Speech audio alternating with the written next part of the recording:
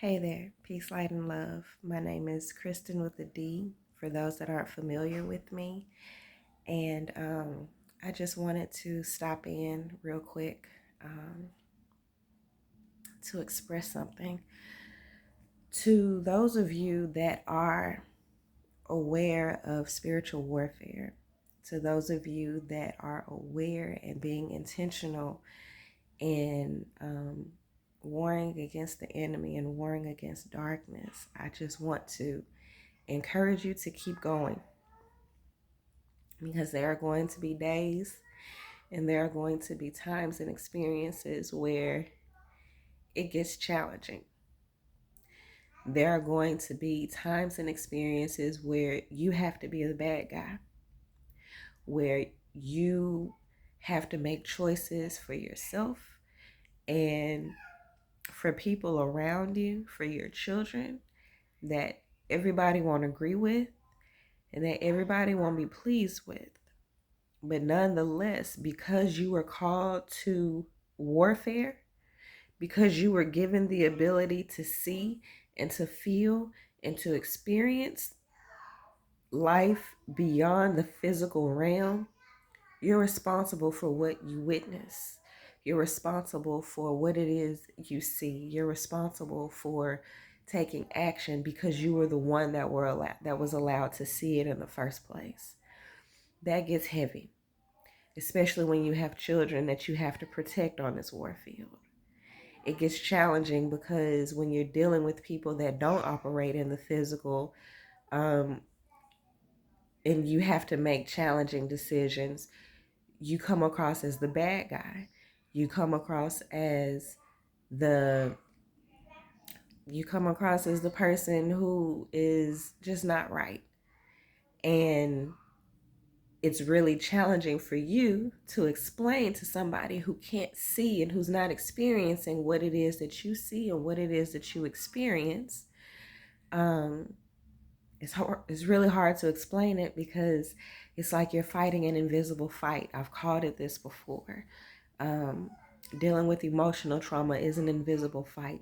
Dealing with mental trauma is a invisible fight. Dealing with spiritual warfare is an invisible fight. And it's invisible to the fleshly eye. It's invisible to the people who aren't walking this life. And you have to remember that ignorance is not bliss. You have to remember that even though it seems like ignorance is bliss, it's truly dangerous. And you have to be grateful for your gift. You have to be grateful for your ability to see. You have to be grateful for your ability to operate in your gifts, because that allows you to walk a clear path. You know, walking in darkness is like hit and miss. Okay, if you're walking in dark, if your path is dark, you can stumble over stuff. You don't realize what it is you're walking into. But when you've come into light and when you have light that is shining on your path, you are aware of what's in front of you. And when the Most High has given you insight into certain situations that could potentially come up because of interactions that are on the way, you have to make a choice whether to walk into them or not walk into them. And again, those choices can become very challenging because it calls you to do things that the normal person would not be doing. Um, for me to walk away from my house a few months ago, that wasn't a normal thing. I didn't have a place for me and my children to go when I left. I had to trust the Most High when the Most High said, get out and get out now. An invisible fight. It's an invisible war, because I'm sure people all around me were looking like, I don't know what's wrong with her. I think she's losing it. I couldn't care what people thought. I had to go with what I knew I was being shown and I was being told. Even before that, I was told to leave my job and not to pick up another 9 to 5 W4 type job. That has been very challenging. I have 3 children. And I've been in separation for over a year, and my divorce will be final here in a few months. That's very, that like, I'm not working. I am trusting the Most High. I'm walking in obedience. It's an invisible war, it's an invisible fight, but it's only invisible to those who can't see it. Just because people around you can't see and witness what it is that you're experiencing doesn't discount, doesn't negate your experiences. It does not mean that you're wrong in what you're experiencing in what you're experiencing because they can't experience it. It wasn't a conference call. You were the one that was called to do the work that you were called to do. So everybody isn't going to get it. It's like having a special project. But you have to know and understand that the world that we live in, as far as what we can see, will absolutely pass away. What matters are the matters of the spirit realm, and us learning how to navigate our physical and human lives on a spiritual level, because we're living on a spiritual battlefield. And for some people, that is not a priority to them. And I can't do anything about those that is not a priority for. But I've seen and experienced too much to take that lightly. I've seen and experienced too much to take advantage of the fact that I've seen and experienced a lot, and it's real. Spirit realm is real. Energy is real. Everything is energy. Everything operates in energy.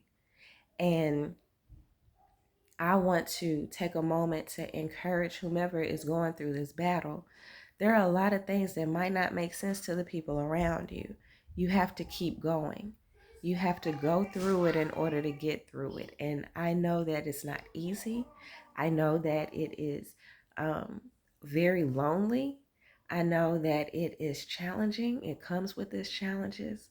But I choose to believe and trust that all things work out for our good. I choose to believe and trust that I was given the abilities that I have and the gifts that I have for a reason.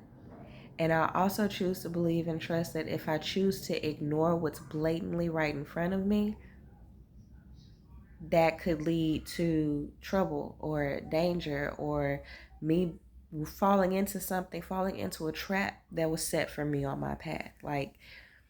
And that's not the life that I intend to live. So be encouraged.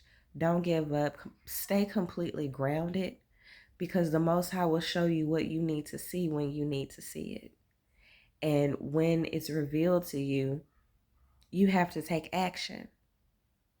Like, you have to take action. It's not revealed by accident.